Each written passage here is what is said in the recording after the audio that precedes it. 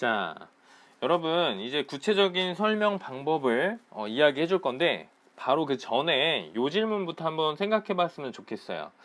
자, 여러분들 책장, 옷장, 서랍장 여러분들 집에 다 있는 거죠? 이 책장, 옷장, 서랍장은 왜 모양이 다 다를까요, 여러분? 자, 여기에 책장이 있죠, 책장. 책장이 있습니다. 책장이 이렇게 예쁘게 있죠, 그쵸? 자, 그러면은 다음으로 넘어가 볼게요. 자, 여기에는 옷장 사진이 있습니다. 옷장. 자, 옷장은 아까 책장은 이렇게 칸막이가 이렇게 쭉 쳐져 있었는데 옷장은 이렇게 주로 거는 어떤 막대기가 있고 그렇죠. 그리고 뭐 개서 이렇게 넣는 바구니 같은 것도 있고 조금 모양이 다르네요. 그쵸? 자, 다음으로 넘어가 볼게요. 자, 그 다음은 미니 서랍장입니다. 미니 서랍장. 자, 뭐가 들어가 있어요? 뭐 연필이나 뭐 이런 집게 이런 것들이 들어가 있죠. 아까 책장은 이렇게 칸막이로 이렇게 오픈되어 있는 거였고, 옷장은 주로 이제 옷걸이를 걸 수 있는 막대기가 이렇게 있었다면, 요 미니 서랍장은 요 물건을 넣을 수 있게 이렇게 꺼낼 수 있는 이렇게 서랍들이 이렇게 쭉 많이 달려 있죠, 그쵸? 내용 이렇게 좀 모양의 차이가 많이 있죠, 그쵸? 자, 그러면은 다시 한번 물어볼게요. 이 모양은 왜 다 다를까요, 여러분? 왜 모양이 다 다를까요? 여기 보면은 옷장은 왜 이렇게 생겼고 책장은 왜 이렇게 생겼을까요, 여러분? 왜 모양이 다 다를까요? 그렇죠. 여러분들 다 대답을 해준 것 같아요. 이미 여러분들의 대답 소리가 선생님 귓가에 들려. 왜 그럴까?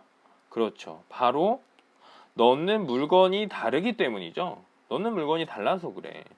넣는 물건에 따라서 정리하는 도구도 달라지는 것이죠.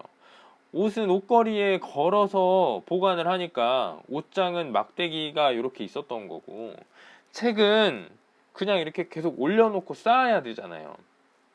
그러니까 책장이 그런 모양으로 있었던 거고 조그마한 물건들 이런 것들은 어느 곳에 이제 담아서 보관을 해야 되는데 담아서 보관한 걸 쉽게 꺼내 쓰기 좋은 게 바로 여기 서랍장 이런 구조기 때문이죠, 그렇죠?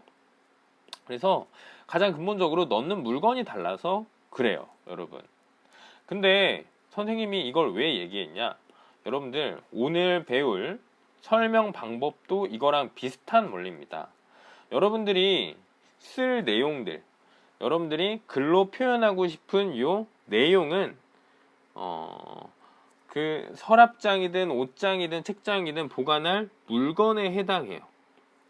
이 물건을 우리가 책장, 옷장, 서랍장 속에 보관을 했듯이 이 내용을 적당한 설명 방법에 맞춰서 딱 끼워 맞춰서 말로 하면은 그게 바로 아주 효과적인 설명이 되는 거예요. 자, 예를 들어 봅시다. 여러분들이 만약에 라면을 맛있게 끓이는 법에 대해서 여러분들이 내용을 얘기를 하고 싶어요. 그러면은 어떤 설명 방법을 쓰면 되냐면 과정이라는 설명 방법을 쓰면 돼요. 과정은 어떤 일을 순서에 따라서 서술하는 게 바로 과정입니다. 예를 들면은 필통을 연다, 볼펜을 꺼낸다, 글을 쓴다. 아주 간단하고 단순한 그런 예시인데 요거는 글을 쓰는 과정을 얘기한 거겠죠. 그래서 요 라면을 맛있게 끓이는 방법을 과정이라는 설명 방법에 넣어서 설명을 한다면 어떻게 할 수 있을까요? 뭐 이렇게 될 수 있겠죠. 맛있는 라면, 내가 좋아하는 라면을 고른다. 집에 와서 라면 적당한 물을 이제 계량을 해서 물을 끓인다. 뭐 짜게 먹는 친구들은 450리터, 보통으로 먹는 친구들은 500ml를 넣는다. 그런 다음에 물을 팔팔 끓인다. 여기에서 스프를 먼저 넣는다. 완전히 끓을 때까지 기다린다. 그리고 면을 집어 넣는다. 면을 집어 넣고 면이 탱탱하게 적당히 내가 좋아하는 어떤 정도로 익을 때까지 기다린다. 뭐 이런 식으로 그 순서를 이렇게 좀 적을 수 있겠죠, 그렇죠? 그래서 라면을 맛있게 끓이는 법이라는 내용을 설명하려면 어떤 설명 방법을 쓰냐? 과정이라는 방법을 쓸 수 있고, 자, 만약에 화재가 발생한 이유를 내가 설명을 해야 된다. 만약에 내가 소방관이야. 나중에 소방관이 됐어. 근데 불 났는데 화재가 그 집에서 왜 발생했는지 보고서를 써야 돼. 그럼 어떤 설명 방법을 쓰면 되냐면 여기 인과라는 방법을 쓰면 돼요. 인과는 뭐냐면 원인과 결과의 관계로 내용을 서술하는 게 바로 인과입니다. 예를 들면 광수는 어제 늦게까지 게임을 해서 오늘 피곤하다. 원인이 뭐예요, 여러분?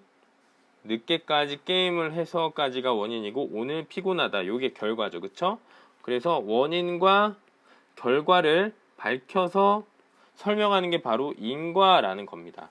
이 화재가 발생한 이유를 인과라는 틀에다가 넣어서 설명하면은 이렇게 될 수 있겠죠. 102동 1502호에서 화재가 발생한 이유는 가스불을 끄는 것을 깜빡해서 물이 넘쳤고 그러다가 가스레인지에서 화재가 발생했다. 이런 식으로 원인과 결과를 밝혀서 설명을 할 수 있겠죠. 그쵸? 자, 이런 식으로 여러분들이 설명하는 내용과 설명하는 방법이 밀접하게 연관되어 있고 우리가 물건을 보관할 때 각각 다른 도구와 다른 툴에다가 그 물건을 보관하듯이 우리가 어떤 내용을 설명할 때에도 내용에 맞는 설명 방법으로 설명을 하는 거다라는 걸 우리가 방금 선생님과의 수업을 통해서 알 수 있었어요.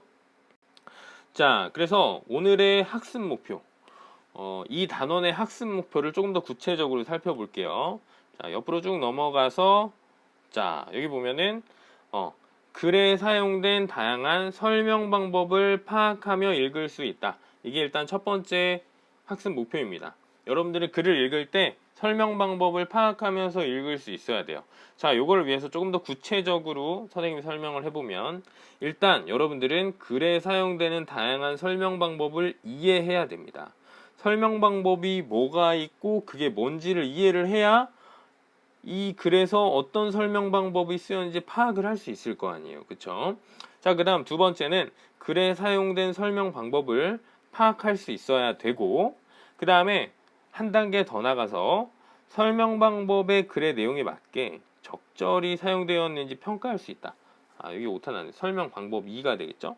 그러니까 만약에 라면을 끓이는 방법에 대해서 설명을 하는데 그거에 대한 적합한 어떤 설명 방법을 쓰지 않고 다른 이상한 설명 방법을 써서 설명하는지 이런 것들을 우리가 평가를 할 수 있어야 된다는 거죠. 그래서 설명 방법 이해하고 이 설명 방법이 쓰인 곳에서 어떤 설명 방법이 쓰였다는 걸 파악할 수 있어야 되고 이게 적절하게 사용되었는지 평가할 수 있어야 됩니다. 그래서 우리가 이번 단원에서 배울 개괄적인 내용이 바로 요 내용입니다. 알겠죠? 자, 그럼 진짜로 다음 영상에서는 구체적인 설명 방법을 설명해 줄게요. 자, 수고했습니다.